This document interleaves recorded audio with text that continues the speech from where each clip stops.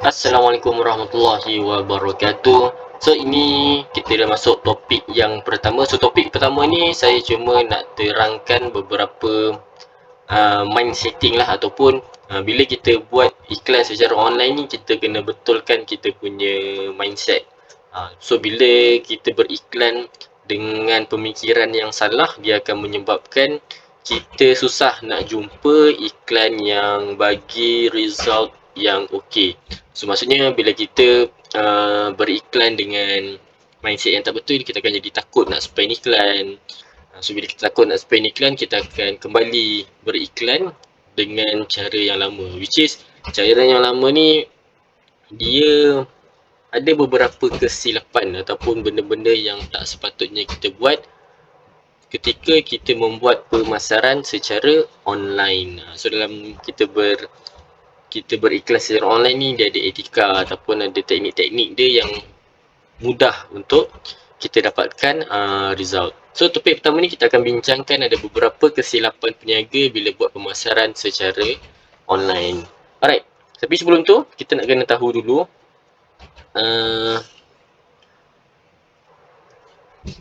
Facebook Ads ni tempat berniaga ke?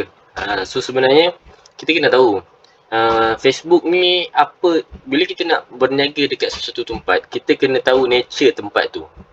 Right? So samalah juga kalau kita nak berniaga, contohnya kita nak berniaga di Bazar Ramadan. So orang-orang yang dekat Bazar Ramadan ni macam mana cara pemikiran dia? Sesuai ke tak kalau kita menjual buku kat Bazar Ramadan? Kalau kita nak menjual dekat pasar malam pula, kita kena tahu apa nature orang berniaga kat pasar malam ni.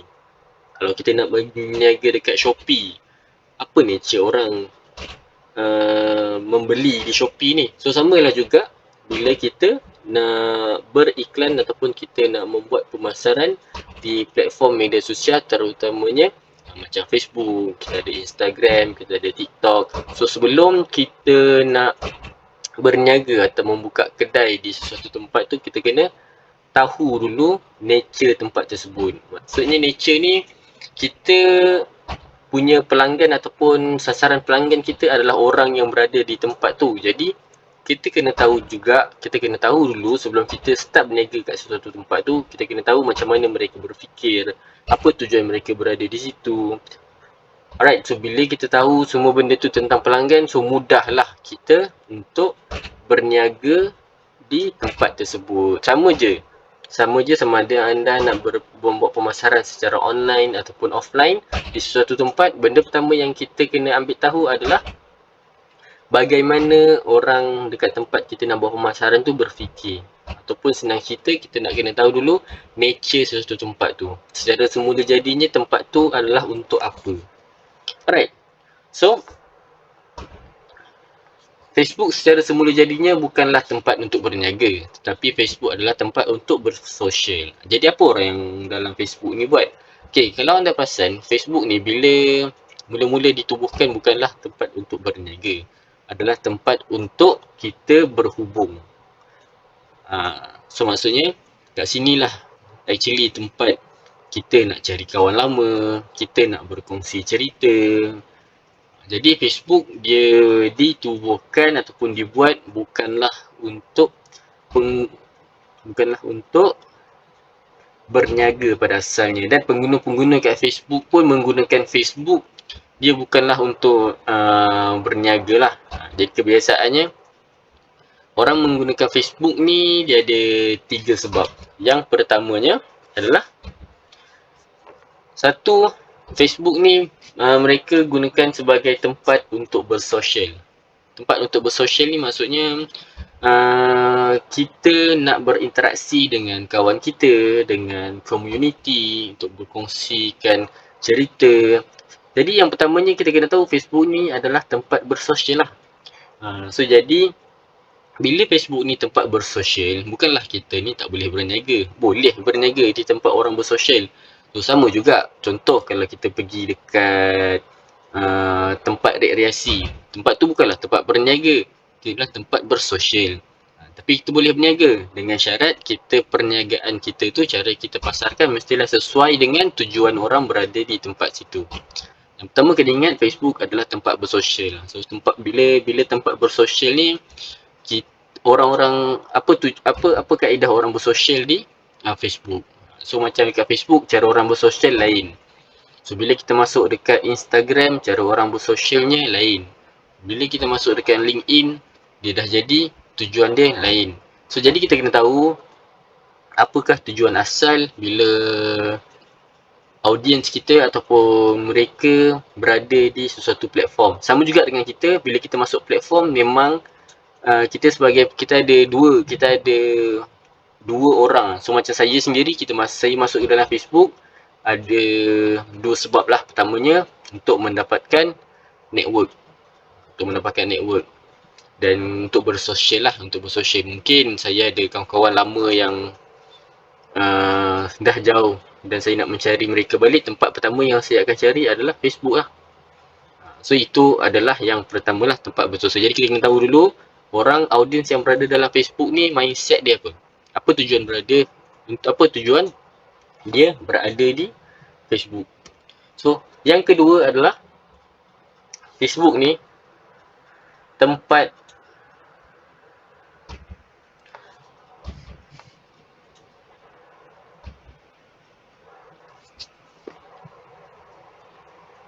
alright. So yang kedua, Facebook ni adalah tempat untuk orang berkongsi cerita. Dekat Facebook ni kalau tuan-tuan perasan, orang lebih suka membaca cerita. Penulisan-penulisan yang panjang tu orang suka baca. Jadi tempat orang kongsikan cerita, tak kisahlah cerita apa sekalipun. So, jadi kat Facebook ni tempat orang bercerita lah. Right.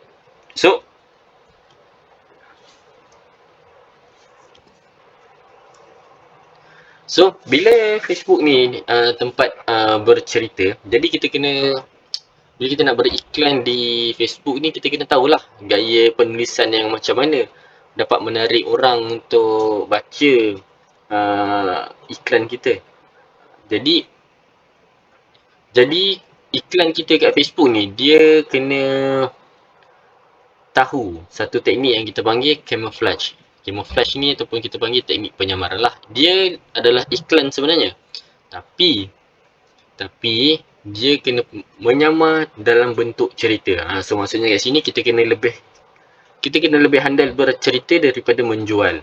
Tapi dalam bercerita tu kita ada menceritakan sesuatu yang kita jual lah.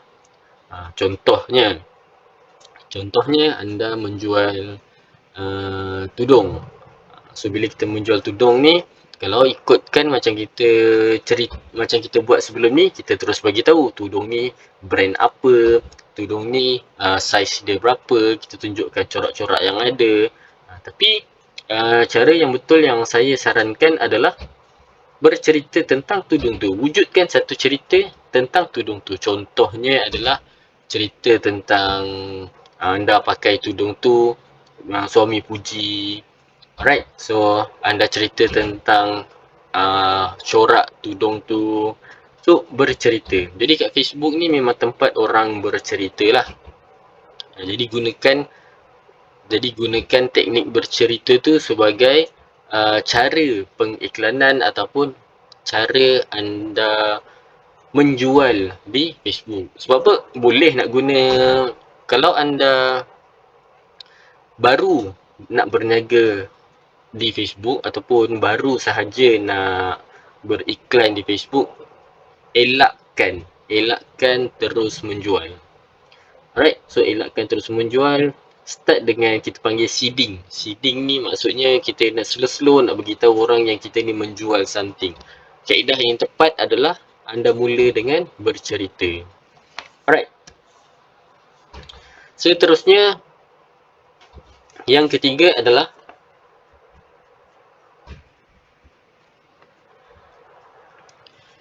Facebook ni adalah tempat orang mendapatkan maklumat dan tempat untuk mendapatkan maklumat tentang hiburan. Jadi kat sini, sebab tu saya cakap, kat Facebook ni memang orang suka membaca. Sebab tu kalau anda tengok posting-posting viral ni, kebanyakannya macam page-page siakap geli, media. Page-page media ni mendapat banyak kita panggil banyak engagement, banyak komennya, banyak orang share, banyak orang like. Kalau anda perasan, dia adalah tempat untuk orang mendapatkan maklumat dan hiburan. Kebanyakan orang, tempat pertama dia mendapatkan maklumat ataupun informasi terkini adalah daripada sosial media, terutamanya Facebook lah. Jadi gunakan juga kesempatan ini, gunakan juga teknik ini untuk iklan anda tu blend in ataupun dia masuk dengan kaedah penyampaian di platform Facebook lah. So itu kalau anda beriklan di Facebook. So sama juga kalau anda beriklan di Instagram, anda tengok dekat Instagram posting-posting yang macam mana yang tinggi engagementnya, yang orang suka. Jadi kan gunakan teknik tu untuk anda membuat iklan ataupun anda menyampaikan mesej produk atau servis anda kepada audiens lah. Alright. Seterusnya kita akan tengok, ini adalah 6 kesilapan peniaga online di Facebook. Right. So 6 kesilapan ini kita akan tengok satu-satu. Mungkin ada benda-benda yang anda buat sebelum ni. Right. So maafkan saya, kat sini ada typo sikit. 6 kesilapan peniaga online di Facebook. Right. So yang pertama, kebiasaannya adalah dalam anda punya iklan tu anda terlalu menjual. Katakanlah anda buat 5 posting sehari. Right, 5 posting sehari dan kelima-5 posting anda tu adalah posting menjual. Okay, pagi anda menjual, anda bagi promo, pukul 10 anda nak selit order. Lepas tu yang ketiga, menjual lagi. Lepas tu pukul 5 menjual lagi, malam pun menjual lagi. So, tak ada, secara naturalnya, tak kisahlah anda berniaga online ke offline, manusia ni tak suka dijual. Kita pun memang tak suka kan orang datang kat kita ni terus menjual apa-apa pun.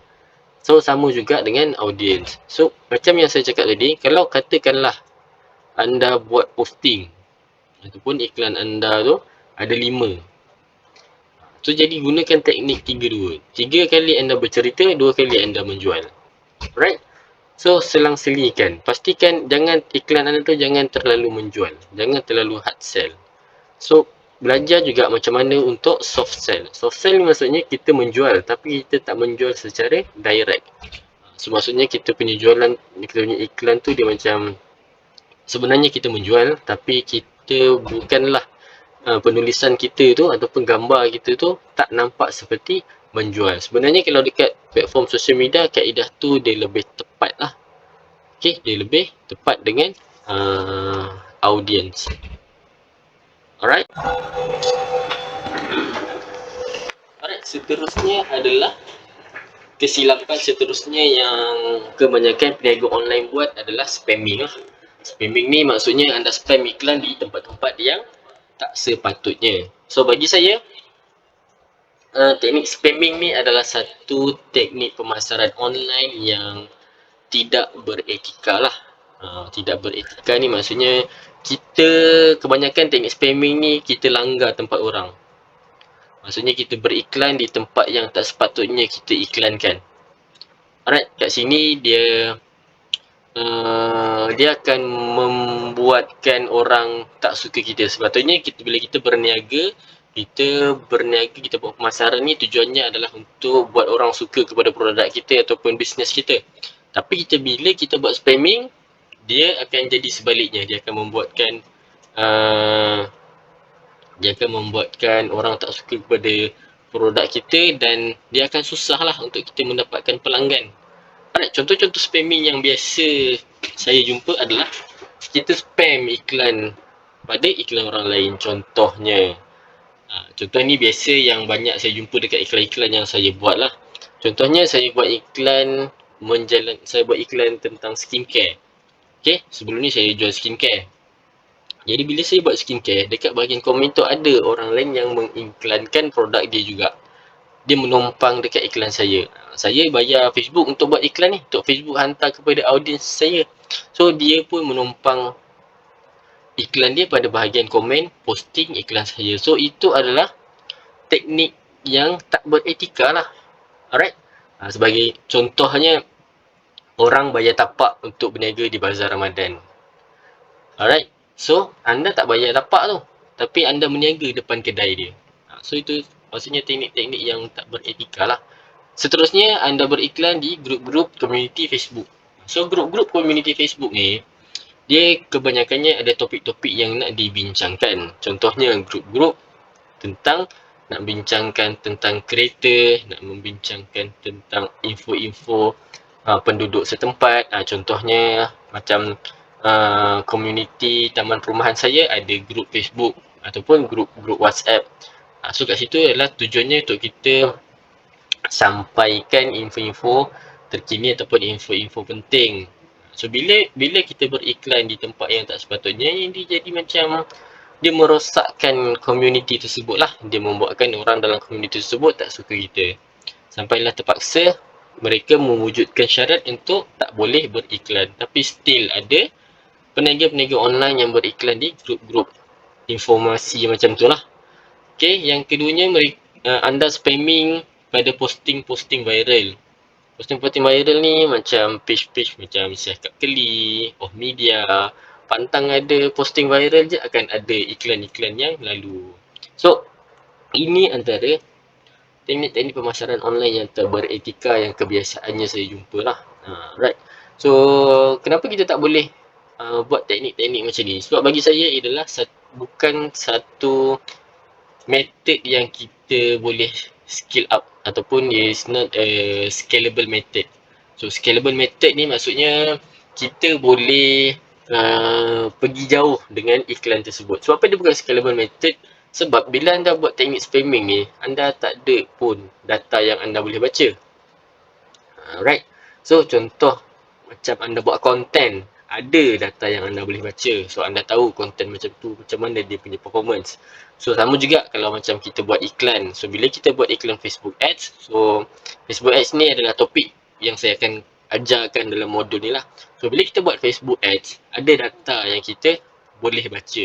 So kita tahu dalam banyak-banyak posting kita tu, posting yang mana yang bagi pelanggan banyak. So bila iklan tu tak jadi, kita tahu daripada data yang ada. So kita tahu iklan ni nak ubah copywriting ke, nak ubah gambar ke, nak ubah video ke. Sebab ada data yang kita boleh baca yang menunjukkan iklan kita itu tak perform. Alright, spamming ni juga adalah teknik pemasaran yang mudah terpu.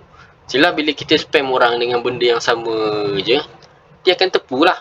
Tapi bila dia terpu, kita tak tahu dia terpu. Sebab tak ada data yang kita boleh rujuk. Jadi,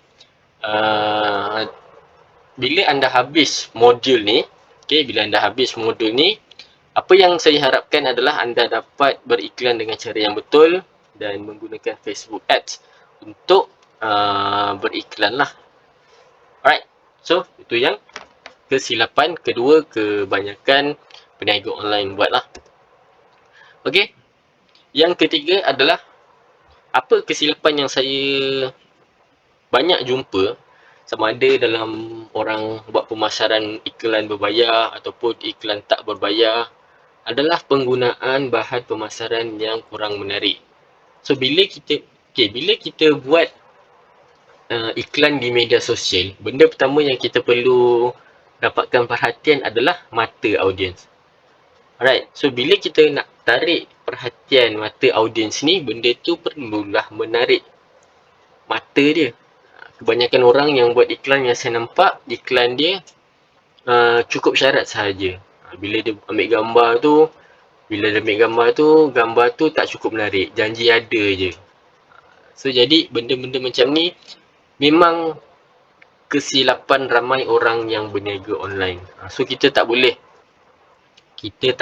nak buat, contohnya kita ambil makanan, janji ada je. So tak nampak pun makanan tu menarik dalam gambar. So, katakanlah kalau anda nak buat bisnes online makanan dan gambar iklan anda tu membuka gambar yang menarik, bagi saya contohnya lah, tak salah untuk kita invest kepada handphone yang ada kamera yang menarik sikit, yang cantik sikit. Contohnya lah. Alright. So tak semestinya, contoh kalau anda jual produk-produk lain, mungkin anda jual skincare dan anda perlukan editing gambar yang cantik. Jadi tak salah untuk anda mula belajar menggunakan platform-platform editing gambar yang menarik. So benda ni mungkin nampak kecil kepada sesetengah peniaga online, tapi bila kita berniaga secara online, kita kena menjaga estetiknya, cantiknya kita punya iklan tu supaya dapat menarik audience yang betul lah. Kadang-kadang bila iklan tu tak jadi, kadang-kadang bukan disebabkan oleh audience yang salah, tetapi disebabkan oleh kita punya bahan iklan tu sendiri tak dapat menarik perhatian audience kita. Jadi bila kita berniaga secara online ni, penting untuk kita tahu apa yang dapat menarik perhatian audiens kita di media sosial, terutamanya Facebook dan Instagram lah. Alright, seterusnya, kesilapan seterusnya adalah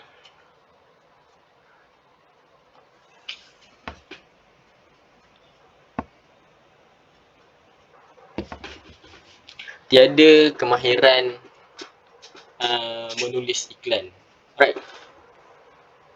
So, kemahiran menulis iklan ni adalah satu kemahiran yang perlu ada pada mereka yang nak beriklan secara online lah. Okay, menulis iklan ni dia menjadi tulang belakang ataupun menjadi backbone kepada cantiknya iklan tersebut, cantiknya video yang anda buat. So macam contoh buat video, ini adalah topik copywriting lah. So bila masuk kepada teknik penulisan ni, dia adalah topik copywriting. So teknik copywriting pun saya akan kongsikan dalam modul ni pada topik yang ke-6. Pada topik yang ke-6 saya akan kongsikan macam mana nak menghasilkan copywriting yang dapat menarik audience, ataupun copywriting yang dapat hantar ataupun deliver message anda tu secara tepat kepada audience. Okay, copywriting ni termasuklah bukan copywriting pada Facebook sahaja. Mungkin copywriting tu anda nak gunakan pada bahagian headline. So saya akan ajarkan macam mana anda boleh menulis headline yang tepat, yang menarik audience, headline yang pendek dan catchy. Alright, so headline ni kita akan gunakan pada bahagian gambar, thumbnail. Okay, itu teknik penulisan. Skill penulisan adalah satu skill yang penting kalau anda nak membuat pemasaran secara online. So teknik penulisan ni anda kena belajarlah dan sentiasa improve, dan biasakan setiap hari anda menulis iklan at least 2 atau 3 sehari lah, untuk kita asah kita punya kemahiran menulis iklan. Walaupun kita menulis tu hanya daripada iklan orang lain yang kita tambah baik. Antara contoh yang anda boleh buat adalah tengok iklan orang lain dan improve iklan tersebut. Itu yang teknik yang saya gunakan. Tapi topik copywriting ni kita akan bincangkan detail pada bab ke-6. Bab ke-6 kita akan bincangkan topik copywriting lah. Right. Seterusnya, kesilapan yang berlaku adalah anda tak kenal siapa sasaran pelanggan. So bila kita tak kenal siapa sasaran pelanggan ni, jadi kita tak tahulah copywriting macam mana yang kita nak tulis, video macam mana yang kita nak buat, gambar macam mana yang kita nak edit. Disebabkan adalah kita tak kenal sasaran pelanggan kita. Contohnya, bila kita tak kenal sasaran pelanggan, kita akan membuat iklan tu terlalu general. So bila iklan tu terlalu general, pelanggan tak rasa iklan tu tepat kepada dia lah. Contohnya anda jual skincare. Okay, bila anda jual skincare tu kepada orang yang berumur 40 tahun dan ke atas. So anda tak boleh menggunakan bahasa dalam copywriting seperti anda menjual kepada audiens yang umur dia 30 tahun ke bawah. So ada pemilihan perkataan yang sesuai untuk orang yang berumur 40 tahun dan ke atas. Alright. So sebab tu anda kena tahu siapa sebenarnya sasaran pelanggan anda. So bila kita menjual produk ataupun bila kita berniaga, semua orang bukanlah pelanggan kita. Okey, bukan semua orang pelanggan kita, tetapi kita kena kenal pasti sekelompok audiens sahaja. Contohnya kita jual skincare ni untuk semua perempuan. Tapi bila kita buat iklan, bila kita buat pemasaran, kita hanya sasarkan kepada segolongan kecil perempuan sahaja. Contohnya, kita hanya ambil orang yang perempuan berumur 40 tahun ke atas, bekerja sebagai guru, yang ada masalah jeragat. Itu spesifik audiens kita. So, bila kita menulis iklan, bila kita buat video, dia akan lebih memfokuskan kepada pelanggan kita tadi lah. So, kita akan menulis iklan yang untuk menarik orang yang berumur 40 tahun ke atas, yang ada masalah jeragat, yang bekerja sebagai guru. Contohnya. Sebab tu kita kena tahu siapa sebenarnya sasaran pelanggan kita. Ini adalah benda wajib kita kena tahu bila kita mula menulis iklan lah, membuat iklan secara online. Okey, seterusnya yang terakhir kesilapan yang ramai orang buat adalah dia takut untuk spend pada iklan. So dia takut, kalau aku spend banyak ni dapat ke? Boleh dapat sale banyak ni ke? Kalau aku spend banyak ni macam mana pula? So sebab apa? Sebab apa kebanyakan orang yang saya jumpa ni mereka takut untuk spend adalah kerana pertama mereka ni tak ada ilmu lah. Dia tak ada kemahiran, dia tak ada ilmu. Bila kita membuat sesuatu tanpa ilmu ni, memang kita akan takutlah dengan result dia. Kita tak yakin. So bila kita dah ada ilmu, kita dah ada tahu cara nak menulis iklan, kita tahu siapa pelanggan kita, bukan setakat nak spend RM10 sehari, kita nak spend RM100 sehari pun kita rasa yakin. Kita tak takut. Walhal bagi mereka-mereka atau marketer-marketer yang saya jumpa sebelum ni, mereka nak kejar untuk spend besar sehari. So dia orang tahu, dia orang ada kemahiran untuk beriklan di platform social media berbayar ni. Jadi dia tahu kalau dia spend banyak ni berapa dia boleh dapat. Kalau dia spend banyak ni berapa dia boleh dapat. So jadi anda tak perlu risau sebab dalam modul ni saya akan pastikan bila anda habis semua topik dalam modul ni, anda tahu macam mana untuk beriklan menggunakan platform Facebook Ads ataupun platform berbayar ni, iklan berbayar dengan teknik yang betul lah. So kebanyakan orang yang saya jumpa ni mereka tak tahu macam mana cara yang betul untuk membuat iklan berbayar, terutamanya Facebook Ads lah. Saya utamakan. Kenapa? Ada juga orang tanya kenapa kena buat Facebook Ads, kenapa orang sekarang ni banyak membeli kat TikTok. So jawapan dia adalah dekat platform mana-mana pun ada audiens anda. Alright, ada audiens anda. Jadi pilih satu platform dan belajar beriklan menggunakan platform tersebut, dan insyaAllah anda akan dapat result. Alright, so sentiasa buat decision menggunakan data. So setakat hari ni saya menjual banyak produk hanya di platform Facebook masih memberikan hasil. Saya menjual produk di TikTok pun ada hasilnya. Alright, so untuk modul ni saya harap anda dapat khatam semua modul ni dan dapat menjalankan Facebook Ads dengan lebih tersusun. Alright, so kita jumpa pada topik kedua. Saya akan kongsikan apa beza beriklan di menggunakan Facebook personal dan apa bezanya dengan kita beriklan di menggunakan Facebook page. So ada beza Facebook personal dan Facebook page. Alright, terima kasih. Kita jumpa pada topik seterusnya.